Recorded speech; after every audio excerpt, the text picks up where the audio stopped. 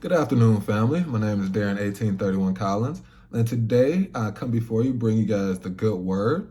The impetus for this is I was in conversation with a friend, old friend of mine, and she told me that she liked the way that I break down stories about scripture, in particular Quranic and biblical stories, and the way that I add or provide the humanity to the characters so that they're not just characters in a book and there's not that like aura or lore around them. So I wanted to just use this platform to share my connectiveness with the divine, but also the just the truth that I think is being hidden in today's world, right? And the kind of the shadows that we're seeing that are playing out in front of us. So, without further ado, I really wanted to bring one of my favorite characters is Jesus. Probably a lot of our favorite characters, right? But he's one of my favorite characters primarily because of his relationship with my actual favorite character, who is John the Baptist, who was sent before Jesus to soften the hearts of the community, right? So that they can accept Jesus' word. So without further ado, I actually want to jump into my favorite story about Jesus. And this is where the Pharisees were trying to entrap him in front of the people. And they were trying to get him to speak against Caesar, right? So that Caesar would then come down on him. And the Pharisees wouldn't have to like set him up and, find an insider, a Judas, right? So we start at Mark 12, and we're going to go from verse 12 to verse 17.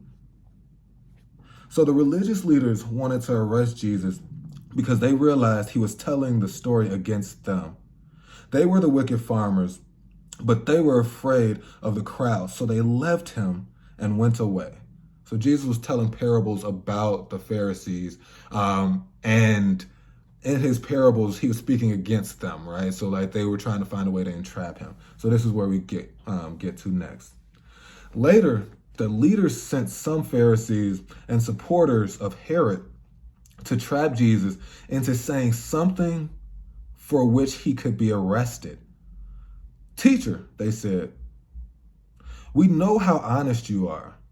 You are impartial and don't play favorites. You teach the way of God truthfully. Now tell us, is it right to pay taxes to Caesar or not? Should we pay them or shouldn't we? So they were trying to like find a way to get Caesar to arrest Jesus. That was their whole goal. And then they were like, oh, if he starts talking about Caesar's money, Caesar's definitely going to come down on him, right? Because that's what makes the world go round, right? Money.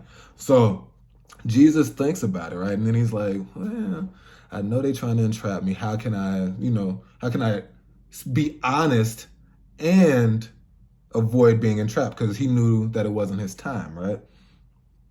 So Jesus saw through their hypocrisy and said, why are you trying to trap me?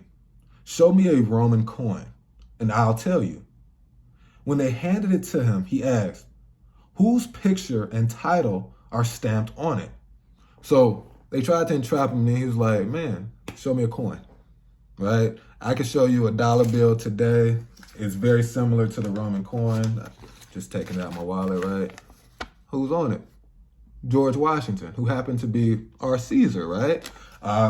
Show you any of them. They would happen to be the leaders of the country. And that's what Jesus was saying. He was like, show me whose face is on it.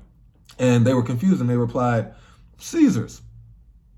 Well then, Jesus said, give to Caesar what belongs to Caesar and give to God what belongs to God. His reply completely amazed them.